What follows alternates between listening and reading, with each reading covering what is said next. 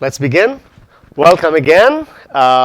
We have reached a big milestone on Tuesday and last Thursday, and I hope that you are proud of what we accomplished together, right? Who is not proud of what we accomplished this far? Okay, who is proud of what we accomplished thus far? Yeah, right? We learned something. One measure of learning is to compare yourself today to yourself at the beginning of the semester. So we barely have been together for 5 weeks, right? Have you learned something? The answer, I hope, is yes. And I think you did, and I as well. Every time I teach this, I learn something new. So we've been through quite a bit. If you want to list, like one good measure as well of trying to figure out what you learned is like, hey, let's go back and list out of the top of our mind like what we learned so far. We did a simple diffusion equation, like the Poisson equation 1D with a linear system, where we build the matrices, right, with using lin algebra.diag, and we solved it. We're going to come back to that later. Okay, so we did this at the beginning. Then we did 1D diffusion.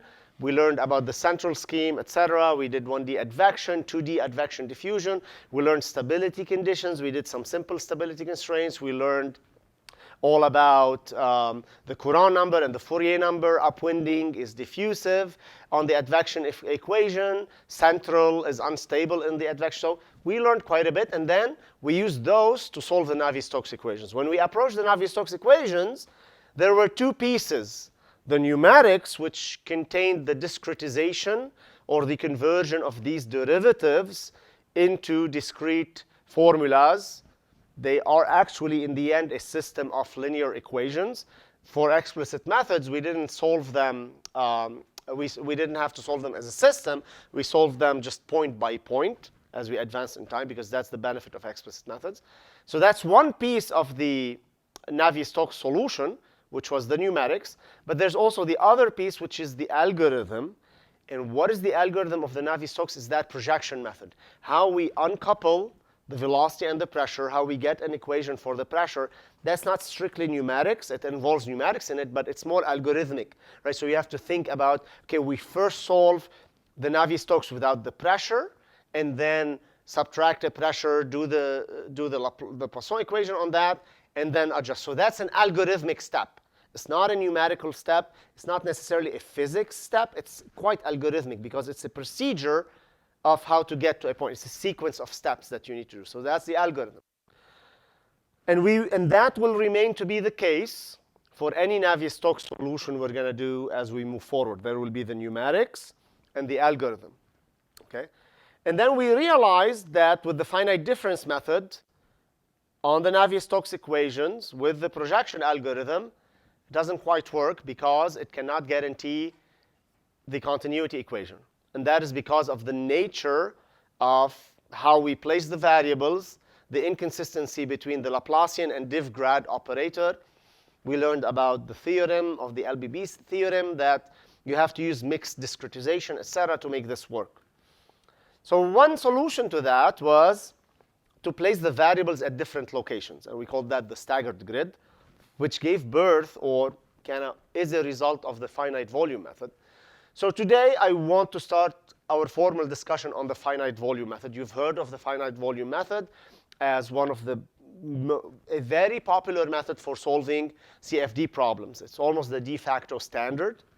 There's finite element methods as well, and it's as competitive. But we like to teach and learn about the finite volume method. It's very intuitive and conducive to kind of the engineering transport perspective that we all learn in engineering. This is a numerical method for Navier-Stokes, or not Navier-Stokes, for any differential equation.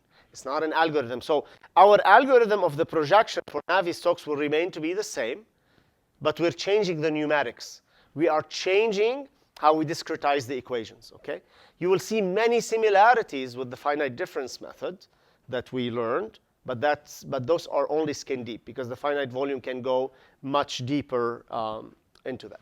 So I will first start, as you might have recognized, I really like to approach teaching with an inductive perspective. So we start with gathering little examples that we can handle, very intuitive, a little bit here, a little bit there, and then try to formulate a big theory out of something, okay?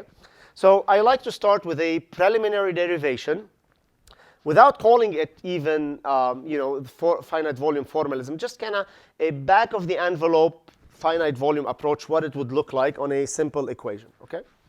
So let's do that. All right.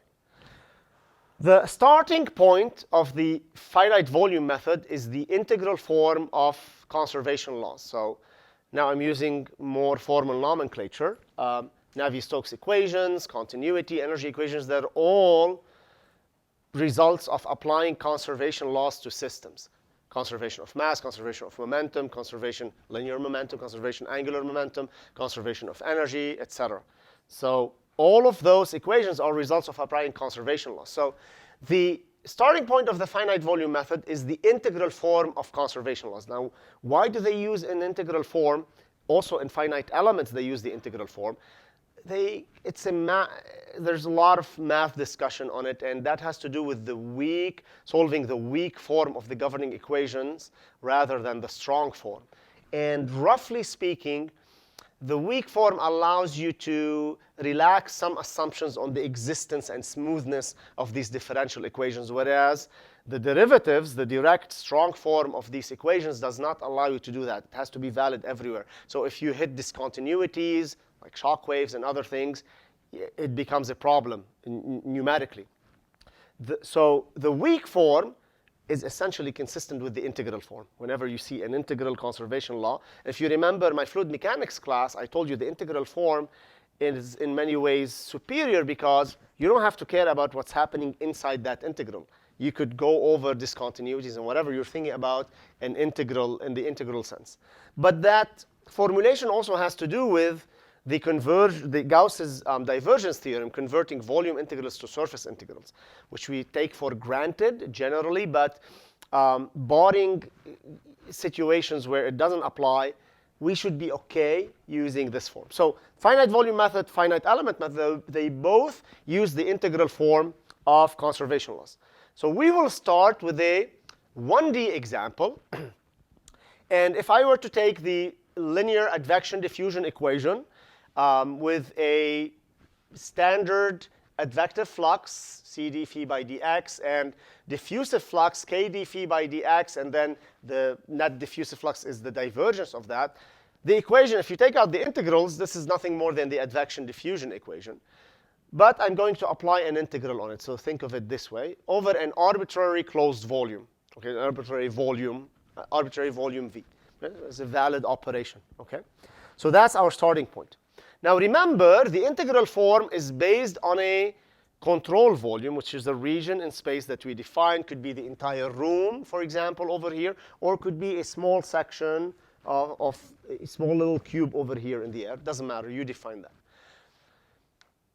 Given that, okay, because we're interested in numerics, we are going to take our computational domain, and instead of splitting it up into grid points like we did with finite difference, we are going to split it up into small control volumes, little volumes. The simplest one are just little cubes or squares in 2D, right? And those volumes, they have faces and centroids on them. That's not the only control volume you can define. You can define arbitrarily complex control volumes, which would allow you to resolve weird geometries with computational fluid dynamics. But we will apply this on simple control volumes. We have to learn how to drive before we can fly, OK?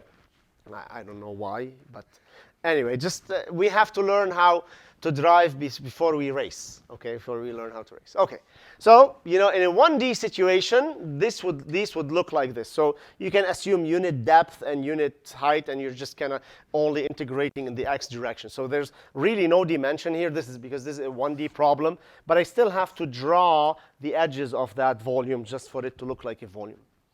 And you place a little point in the middle of that control volume as a reference point. Like, there's no better point to define the control volume than its centroid, OK? All right, so now it is common in finite volume approaches, and for historical reasons, and I had a note about history that the people who made the finite volume method so popular, two people. Brian Spalding, should Google him, very, very big name in computational fluid dynamics and turbulence modeling, et cetera. He passed away in 2016. He was one of the people who pushed the finite volume method so far in the scientific community and in commercial software. And another guy, Suhas Patankar, who wrote one of the most famous books on the finite volume method. Both of these people, they made significant contributions to the finite volume method and its widespread use in the community. So I like to honor them and also use some of their nomenclature. So the nomenclature we will use, instead of using always I plus 1, I minus 1, j plus 1, j minus 1, et cetera, we are going to use a map nomenclature. East, west, okay, north, south, top, and bottom. Okay, in 3D, you'll have two more directions, so we can say top and bottom. But since we're limited to 2D, we'll be able to get away with east, west, north, and south. Okay, and it's common to designate the point you're at. In finite difference methods, our reference point was always ij. In the finite volume, sometimes we will call it ij, but more often than not, we're going to call it p or c for the cell centroid. Okay, that's your reference point. And any arbitrary point at any arbitrary cell p, this is what the scheme looks like. There's a combination of things with east and west. You'll see in a second. Okay, so we'll designate that as p. Each control volume has faces. They look like edges here, but really they are faces. These are surfaces. Okay, even in 2D, the surface would have unit depth. Okay, so call it an edge, but it's really just a surface. All right. It's funny because when we talk to visualization people, I would have a picture like this, and I would say, then you would have to integrate over the surface over here, over the face of the volume. And they're like, no, this is an edge. Because in visualization, when they're 2D, they distinguish between edge and surface. So they, for us, from the integral, from the physics perspective, this is a surface, okay? We know that this is a flux goes through an area. It cannot go through an edge, right? And anyway, so a volume, a control volume, has surfaces on it and has neighboring volumes, all right? And we will call the neighboring volume to the east, designated with capital E, and the volume to the west with capital W. Now, we are going to be integrating quantities over this control volume, and by definition, these volume integrals, they won't make a difference unless there's something coming in and leaving the control volume. So there will be fluxes through the faces, 100%. Convective and diffusive flux. They're called fluxes because they come in and go through the faces of the control volume. So I need to also reference these 2 points here. And now connect that thought with the staggering of what way we place the velocities at a different location, okay? So it's also common to designate, again, my reference point is P, to designate the east face with a lowercase e and the west face with a lowercase w. So if I write phi subscript capital E, that's the value of phi at this control volume. If I write phi lowercase e, that's the value of phi at the east face of the control volume, okay? Just make that distinction. Same thing for north and south, capital N, capital S, lowercase n, and lowercase s, okay? So now, if we are integrating over some arbitrary control volume P, then our integral over that volume would look as the integral from west to east, lowercase, right? We're going from here to here. There's no dimension. This is a 1D problem. So we don't need to have an integral in the y direction because it's 1. Okay? So it's really just the integral from west to east times dx. So that's our dv. Right? This is a one-dimensional volume. Same thing, integral from west to east, integral from west to east. Okay? Okay, great. Can we solve this? Sure. Let's start with the advection term. Now, I'm going to call the advection term A. And that's, so follow here with me, one term at a time. It's minus the integral from west to east. Again, I'm going from here to here, of c d phi by dx times dx. Now, c is a constant, so it can come out from the integral. D phi by the integral of d phi dx by dx is phi from west to east. Okay? So that results in minus c times phi east minus phi west. Now, This is phi east here minus phi west here. Now you can see that the advection term is simply a balance between what's coming in and what's leaving through the east and west faces. Okay? Okay. Now, if our variables all live at the p volumes, there's really no value at lowercase e and lowercase w. There's only values at p, capital E, capital West, and so on. So we really need to tie in phi east to this phi and phi west to this phi and that phi. Okay? Give me an idea. How can I express phi lowercase e, or phi at the east face, in terms of p and e, let's say? Yeah? Absolutely. The average value, which is the simplest approximation, is actually a second-order approximation in space. Yeah, we can take the average between the east face and the p face. Okay? What would be an upwinded value for phi east? So let's say the flow is coming from left to right. So now you see how the thinking of the finite volume method lends its way to simpler interpretation of what's going on. So the question I asked, okay, you can do an average approximation for phi east between E and P, and that's a central approximation really. Or if I want to tell you upwind everything, the flow is coming from left to right, then phi east should only pick phi P. Phi west should only pick phi W. That's another approximation, okay? Okay? So let's choose the average. Phi west will be the average between phi P and phi W. And phi east phase will be the average between phi east control volume and phi P control volume. So that the net advective flux of this integral is minus C times phi east minus phi west over 2. Now, this is not different than what we did with the finite difference. When we approximated the advection term, we're just missing a delta x. We'll get that at the end. But if you remember the finite difference method on the advection term, it was phi I plus 1 minus phi I minus 1 over 2 delta x. Well, this is it.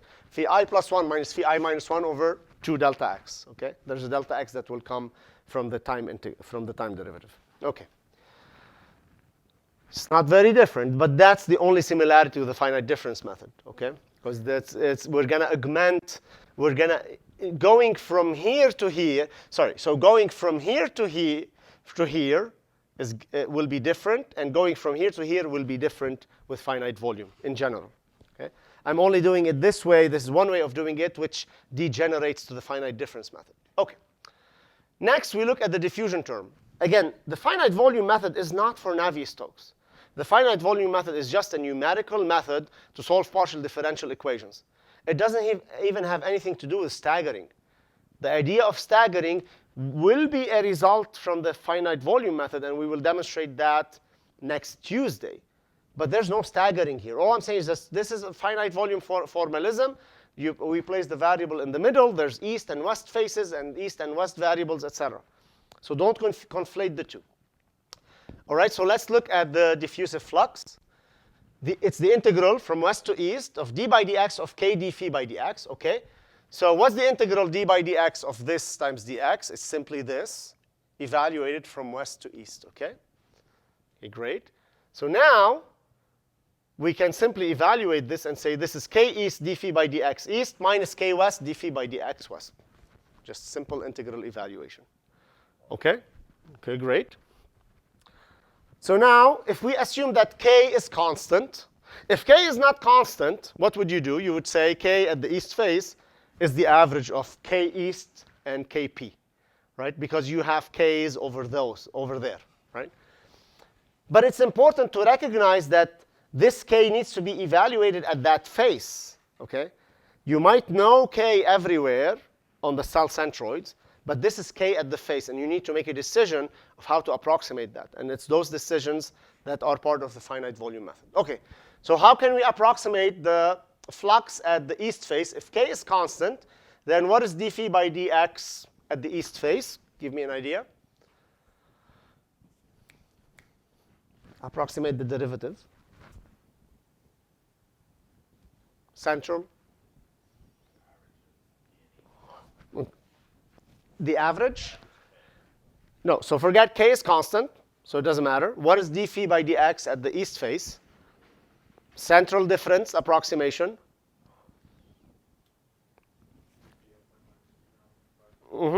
Phi east minus phi p over delta x, right? Very simple. Okay, so that's the east one, and this would be the west one. D phi by dx on the west face is simply the rise over run, right? Now, I highly recommend that you know these by heart. These should be, however you memorize them. Like your colleague here said, oh, phi upwind minus phi downwind, like phi east minus phi west, phi I plus 1, phi I minus 1. However that makes sense to you, okay? But you need to know these things, like how to approximate a derivative. You can't come out of my class not knowing how to approximate a derivative, okay? Please. All right. And then finally, you put them together, and you know what? You get the approximation of the second derivative, which was phi I minus 1 minus 2 phi I plus 1 over delta x squared. Now, there's a delta x here because we're still missing a delta x multiplier, but you get it, right? So it's not that different from what we did with the finite difference, right? So that's why this is a good example to start with.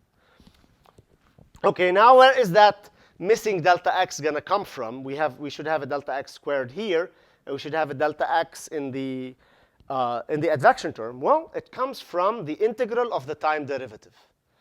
Okay, we have to make an assumption of how the value of phi changes inside the control volume. Okay, so when I look at this derivative, there's an integral west to east, d phi by dt times dx. What do you do with that? With advection and diffusion, it was derivative times dx, so took out the derivative, right? So we were able to get rid of the integral. But here, there's no d phi by dx, d phi by dt, different dimension, times dx. So what do? You have to make an assumption on how phi changes along x. You could say it's linear, or it's parabolic, it's quadratic, cubic, or just a constant. Okay? So we will take that assumption, and we will say that phi is just essentially a constant across the entire control volume. Okay? Why? Because that control volume is so small, it's reasonable to assume that phi is constant everywhere inside the control volume. Okay?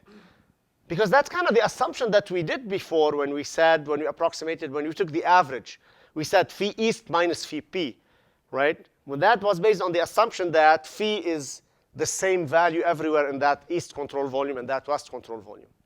So if you assume that, then if phi is no longer a function of delta x, essentially, you can just pull that out of the derivative and get that delta x over here. Because if you can take that out of the derivative, then this becomes integral of the dx from west to east, which is delta x, right? That's what our missing delta x is going to come from. OK? So then you get d phi p by dt is equal minus advection over 2 delta x. That's where the delta x comes from, plus k, etc. This is not different than the finite difference method that we did. But that's the only similarity with the finite difference method. That's it. But it's good because you know this equation. We did it. We beat it to death. We did it in 2D. And we should be able to recover it with the finite volume method. Yeah? OK. And then you could use any time integrator you want. Time integration has nothing to do with finite volume. Okay? Because the finite volume method, what it did, it converted the PDE into a system of ODEs. You have one ODE per grid point, right? If you think about it, this is one ODE at each grid point coupled to the ODEs in the neighboring grid points, right? So there's an ODE for phi p, there's an ODE for phi east, for phi east-east, for phi west, for phi west-west, and they're all coupled with each other, but they're just all ODEs, right? So the finite volume method works on the spatial derivatives, right, on the spatial integrals. OK. Now let's formalize this, and this is going to get mathy and hard, OK? And you're going to have to follow. All right, so in general, our conservation laws are written as a temporal change. So if you go back to the second lecture when we talked about the balance equation, we have advection, diffusion, and some source terms for some quantity phi. Okay, this could be momentum, energy, temperature, whatever. Okay. So you have a time derivative, you have an advection term, so div u phi. So if you still are iffy about that, make sure you go through it by hand. If you're still iffy about how these fluxes work, divergence, etc., we can't stop here. If you're iffy about it, rederive it by hand, make sure you understand it, and then we're gonna work with these equations in vector form. And then diffusive flux, I always write it as div k grad phi, just assuming that k, or the diffusion coefficient, is not constant in space. And then some source term. And I'm applying this over an entire control volume, integral over v. Now, in general, your control volume could be anything. It, in fact, could be that thing on the wall, which is what I have here. So I started this. They put this.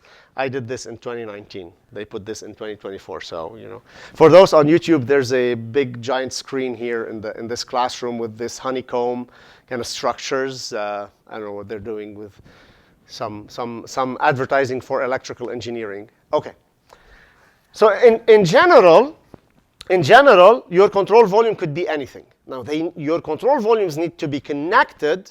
They could have any shapes. Okay, so I just picked this shape, just the honeycomb shape, just to show some complexity. Okay. Again, your reference point, we call it P or C. Let's call it C just to mix things up. C or P. Okay, that's your reference. That's your IJ point. Okay. Now, in a general case, your neighbors are no longer east, west, north, and south, and top and bottom. That's only valid for structured grids, which are cubes. In these cases, you just call them neighbors, N1, N2, N3, N4, etc.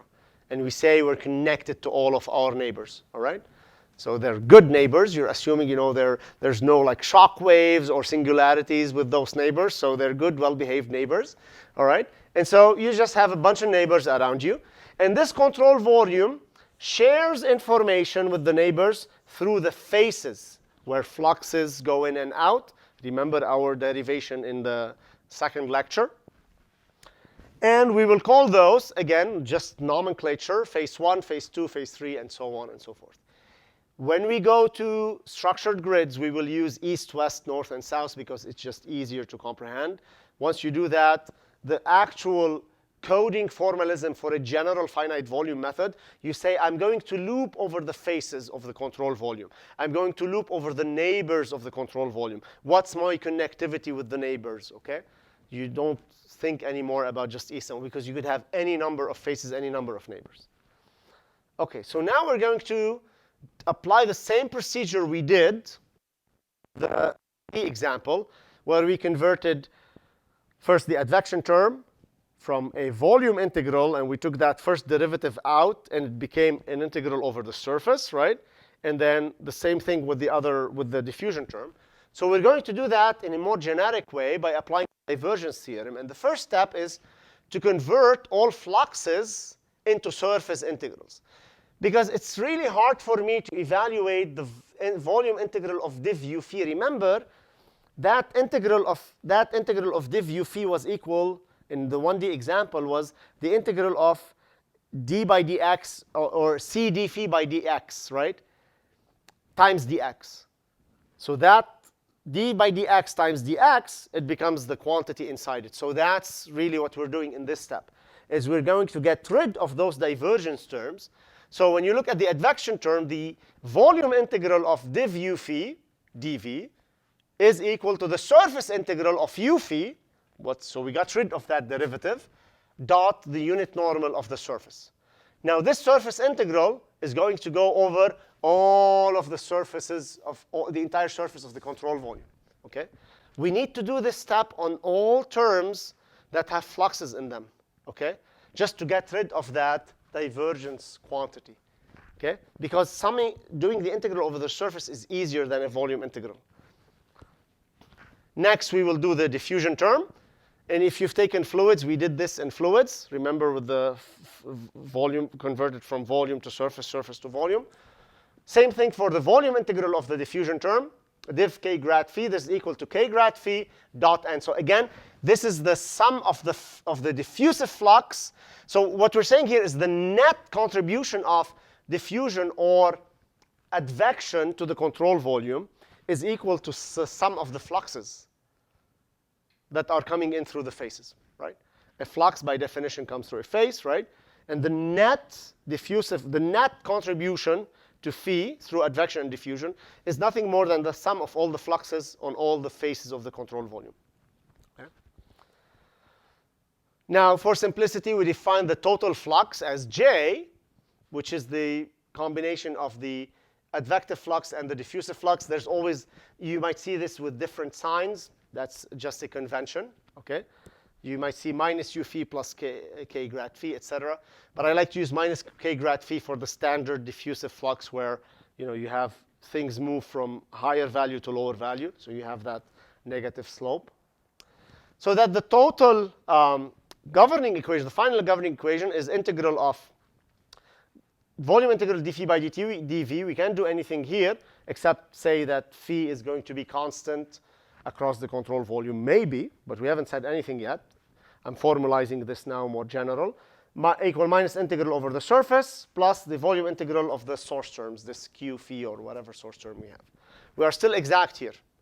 No approximations have been made. No approximations have been made. No other word for approximation. Okay. Next, because this is a discrete control volume, it has a finite number of faces that are very well defined as compared to like a potato-shaped control volume, right, where you have like thousands of, it's got like six faces on it. So we're going to convert that surface integral into, we're going to expand it into the faces of the control volume. So essentially, this total integral of the flux is nothing more than the sum of the integral of the flux over this face plus the sum over this face plus the one over this face, this face, this face, that face, and so on. Remember, the flux, think about it, it might not be constant as it goes through the face. So you have to integrate the entire flux over the face. And this is an exact expression. The fact that you see a sum doesn't mean it's an approximation. The reason there's a sum is because we have a finite number of discrete faces. Yes? N is not a variable. It's the unit normal of the face. So we'll do an example in a second. It's the outward unit normal. So J dot N tells you the direction of the flux. The outward unit normal is always defined as a unit normal vector that's pointing away from the surface, from the volume, right? So all of the unit normals here are going to be pointing out.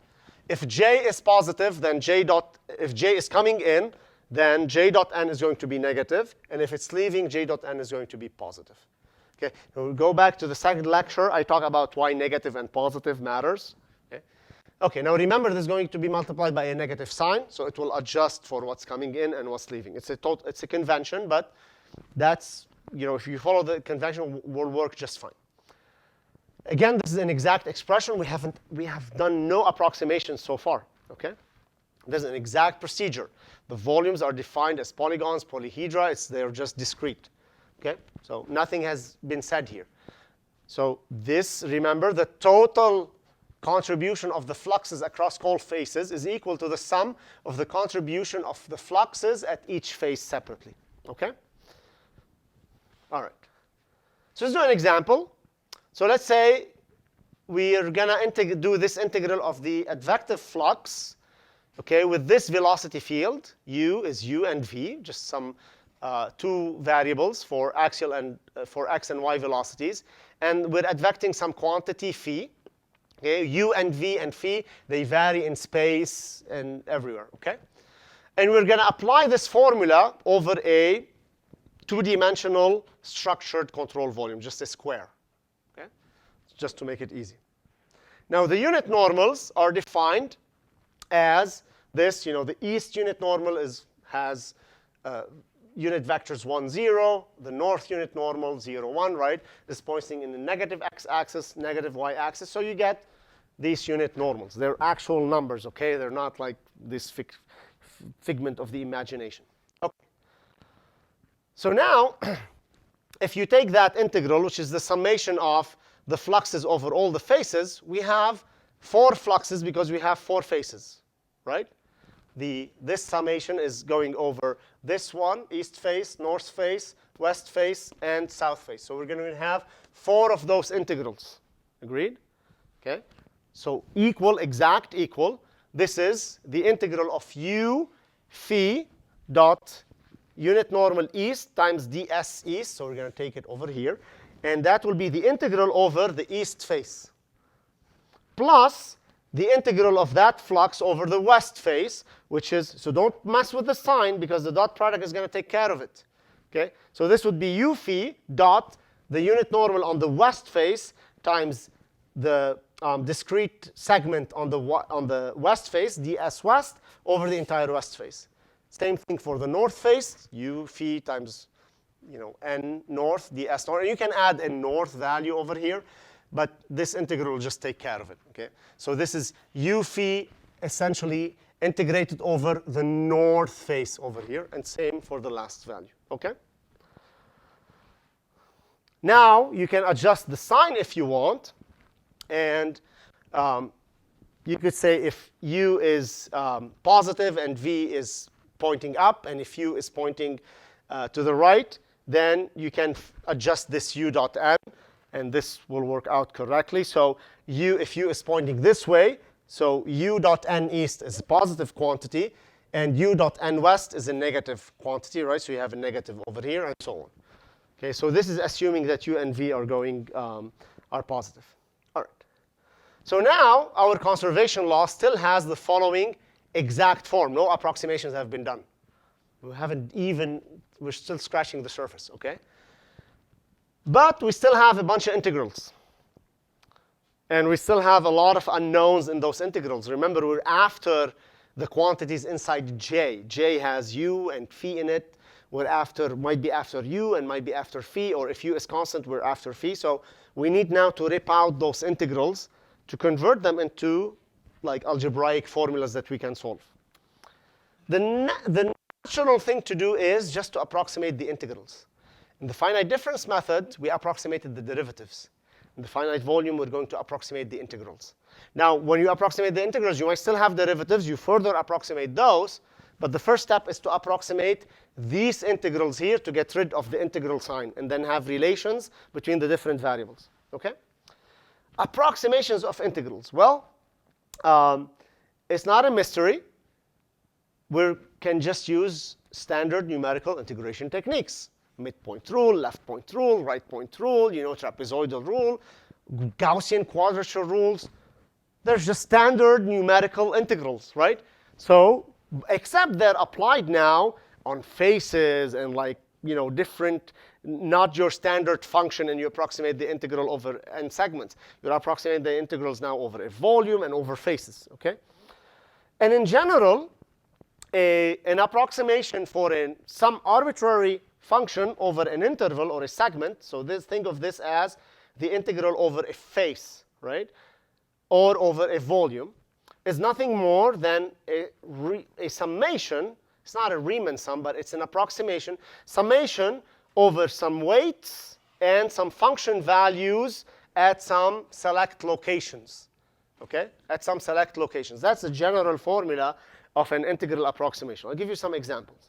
So for example, the midpoint rule tells you that the integral of f of x dx between some interval a and b is equal to the length of that interval times the midpoint value of f of a plus b over 2.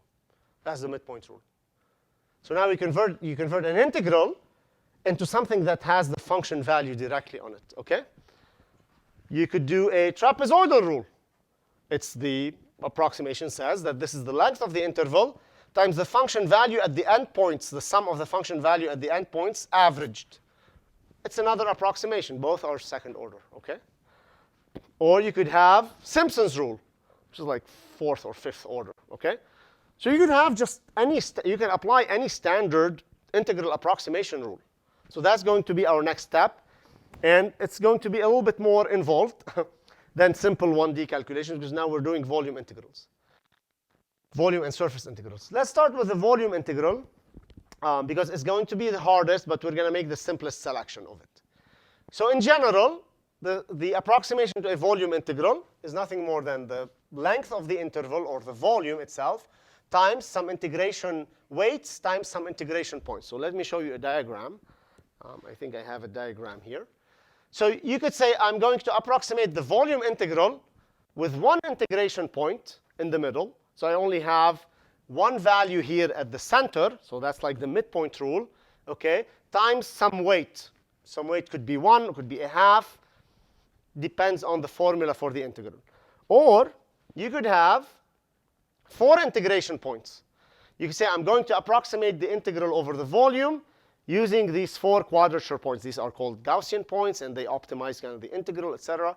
But then you have like 4 unknowns within that one integral. So it just explodes the number of unknowns.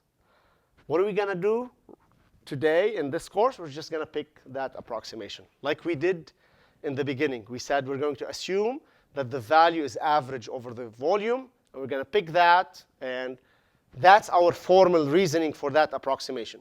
Is we say we picked one integration point to approximate the volume integral. And that's at the centroid. OK. So yeah, if you were to use like 4 quadrature points, you would say that the approximation of the volume integral is equal to weight 1, which is, these are actual numbers, coefficients. Could be like 1 over 4, for example, if you're like spacing them equally. And then times the different values of the function, whatever you're looking for, at those points. How do you approximate? You still need to approximate those even, right? Or you solve for them. So it's like you have a grid within a grid within a grid within a grid. Okay, can get really complex. But we're going to do a single point approximation for the volume. All right, so now let's talk about surface integrals.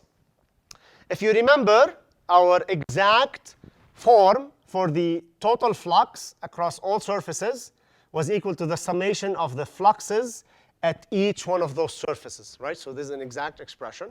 Next, we're going to take each one of those at the ith phase, and we're going to approximate it with a discrete approximation, okay?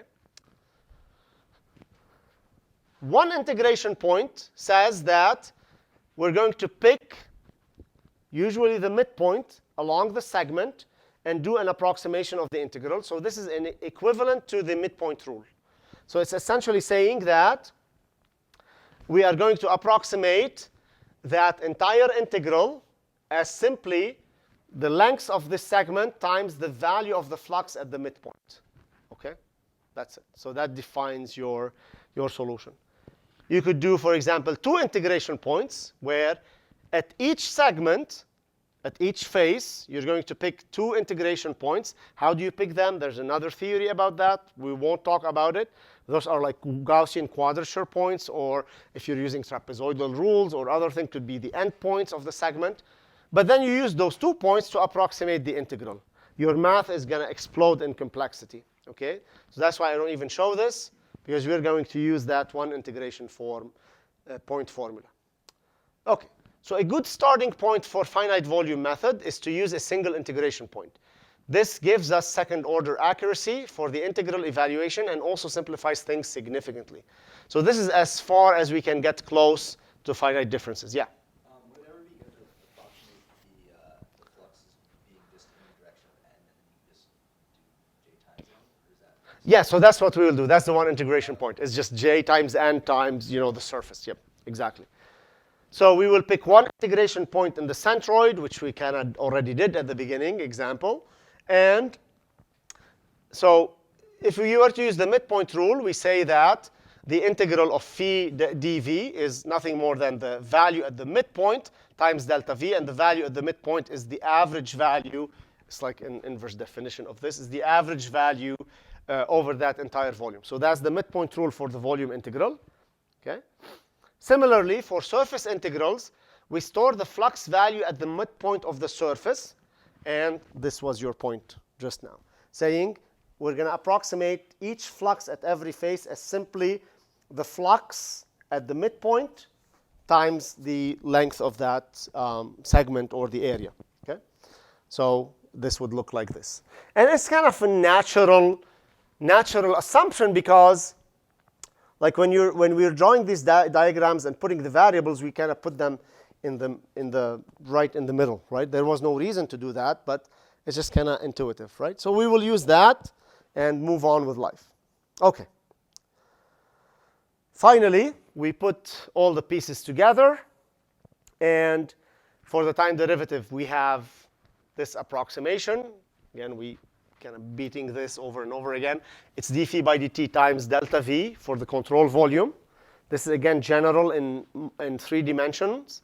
Source terms are equally the same. Integral of this source term over the volume is the source term at the cell centroid times the volume, discrete volume of the control volume. And the flux terms are the summation of the fluxes over all the faces. Now here, I have an approximation. And I'm approximating that integral as the value of the flux in the middle, okay, times that area. Okay, now that will naturally define your variables because that flux in the middle is when we drew phi lowercase e and phi lowercase west. We put it in the middle, and then we said, how are we going to approximate that? Because we still need to approximate this one at the faces. We might not have values for it. We need to express it in terms of phi c, okay?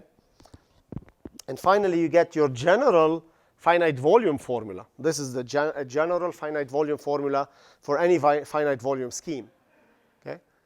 Any finite volume. Well, this is using the midpoint. Sorry, this is using the midpoint. But you can formulate it anyway. All right. So because we love examples, let's just do an example so you can, stop squinting at me. Okay. So again, we will take an advection equation in 2 dimensions with a velocity field uv. Okay. Now notice our diagrams are starting to look nicer and get a little bit more complicated. Okay. So in general, because we are working, not in general, in this class, because we are working with structured uniform grids, we're always going to draw these 2-dimensional squares for our grid. And again, I'm picking some arbitrary point in my computational domain. I'm calling it P or C. The point to the east is east, west, north, and south. And the faces are also designated with lowercase values, always in reference to point P. So when I say east, the east point is with reference to point P. That point we're taking into consideration. Okay.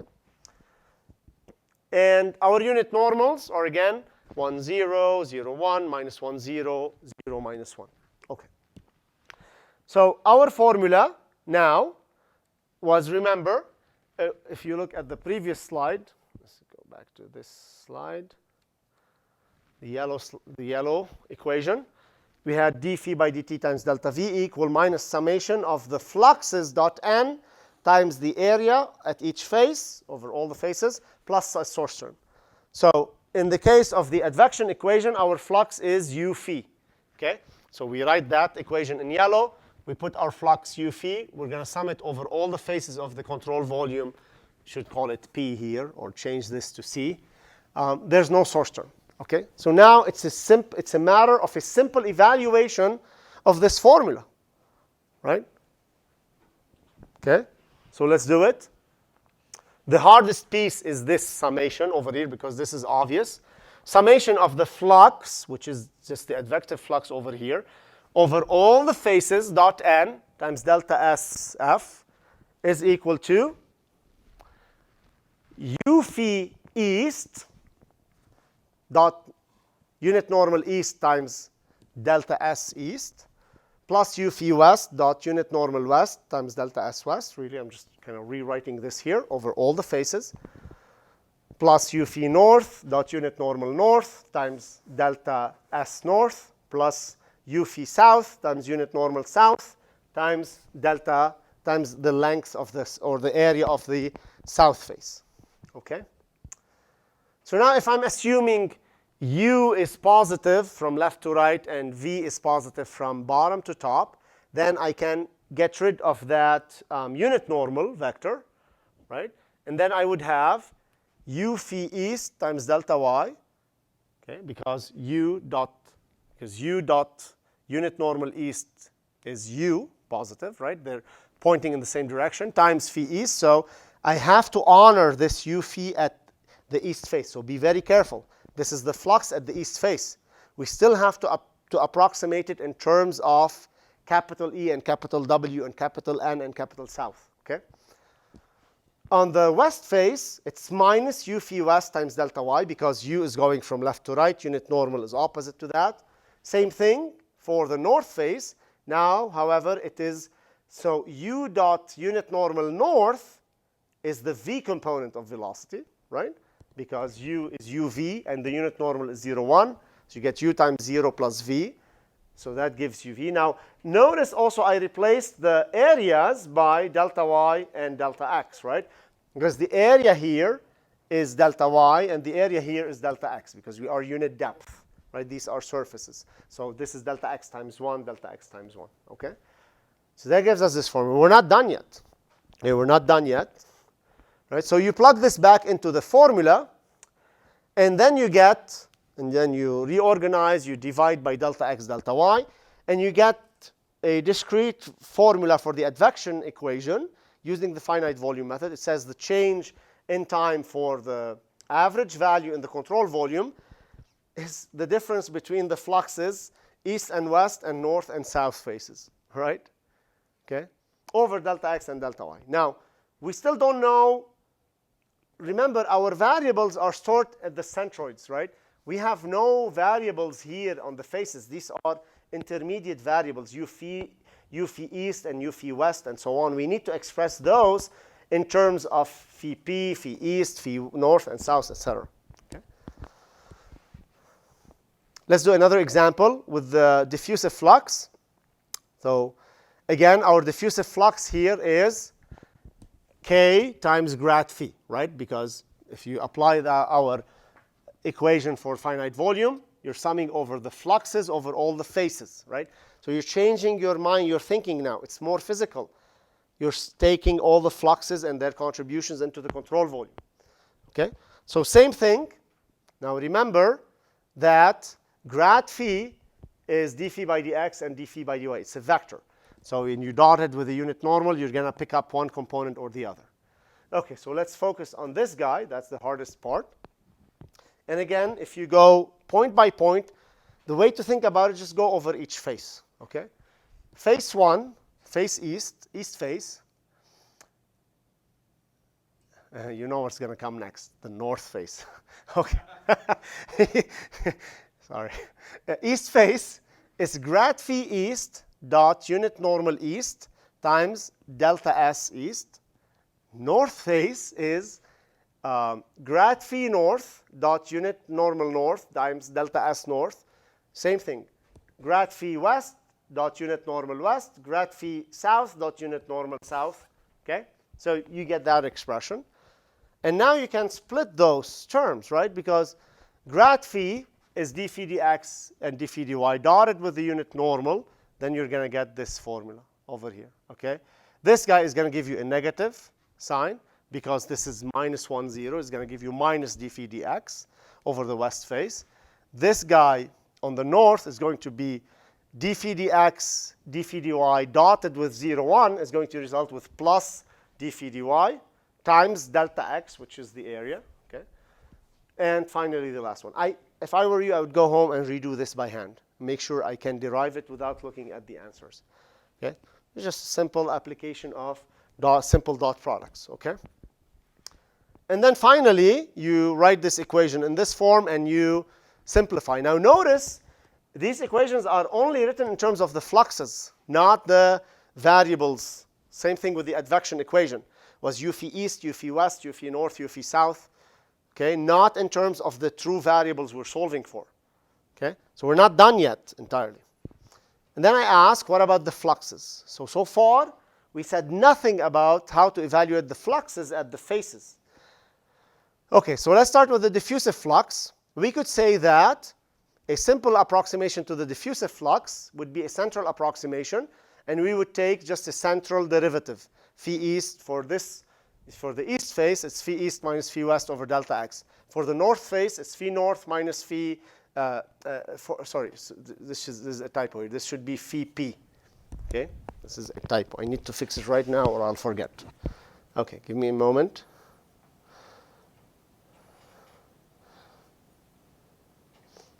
Don't give me a moment. Don't worry. I'll fix it later. Okay. So this is, I'll go back to the previous diagram. Okay, I'll go back to the previous diagram. Yeah. So what this is saying is, how do we approximate these terms now in terms or as a function of all the centroid variables? Okay, we can take each derivative and apply a finite difference approximation if you want.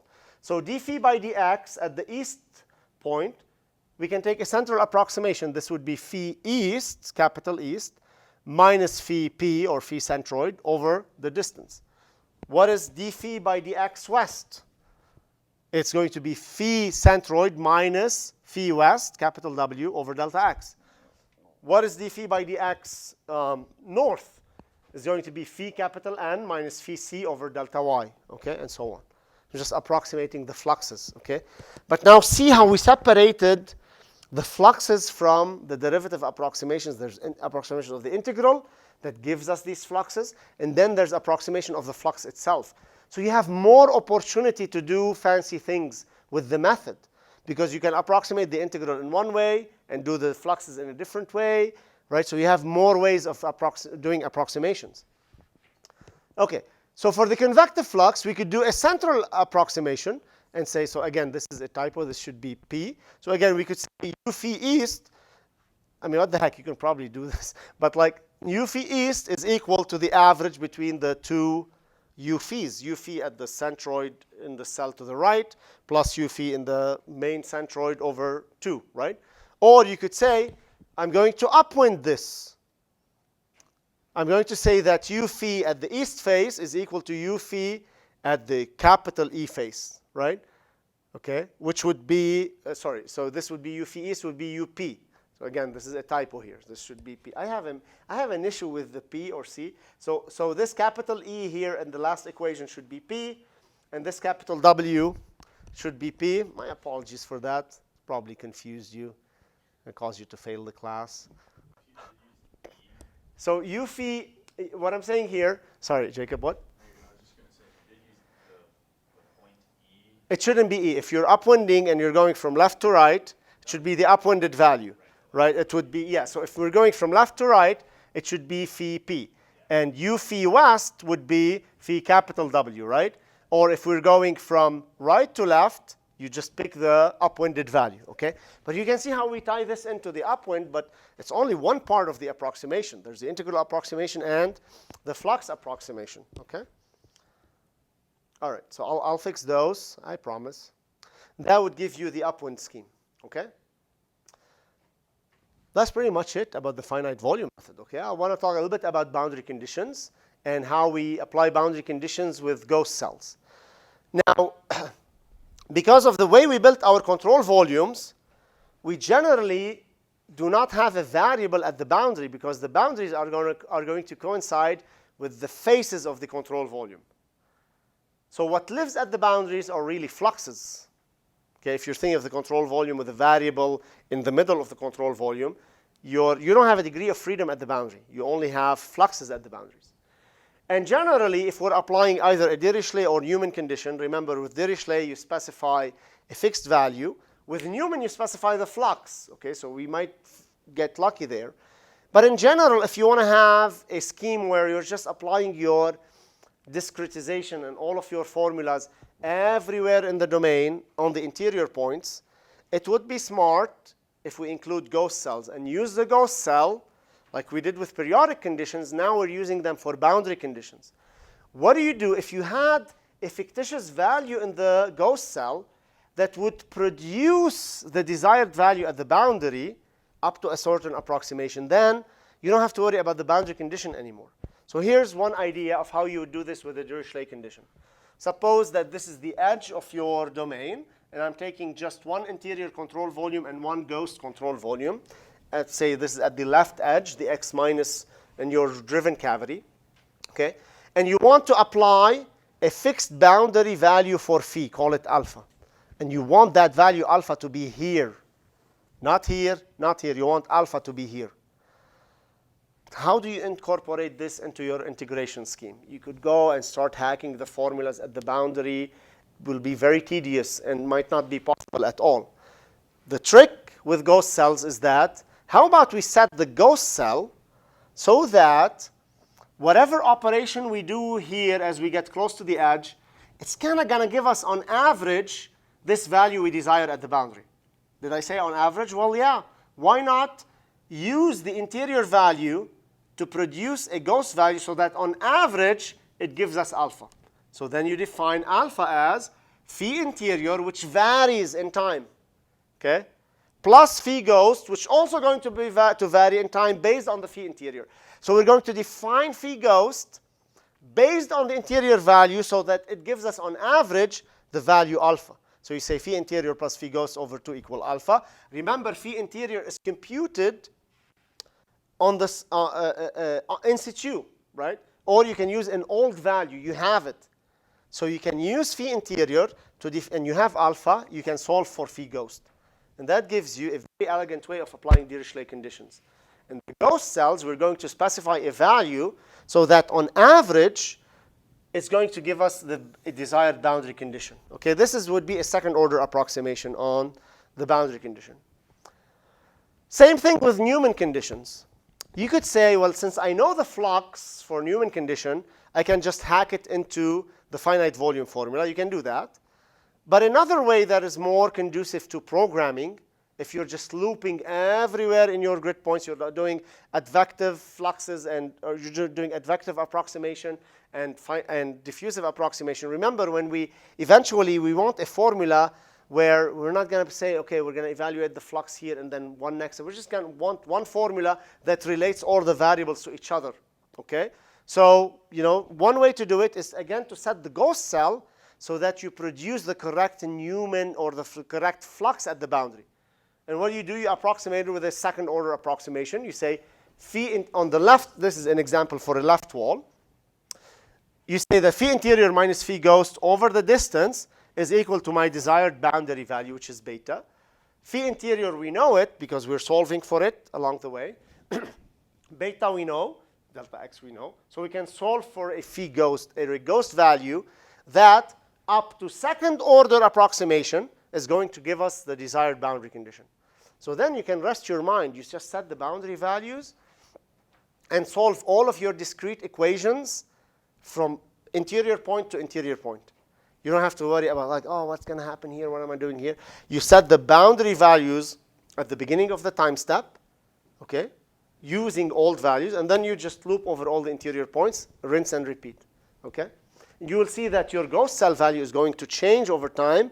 Eventually, it would reach a steady value because in the interior, you've also reached the steady value, unless you have a very unsteady kind of problem. But that's OK if it keeps changing. All right? And that's, in a nutshell, the finite volume method.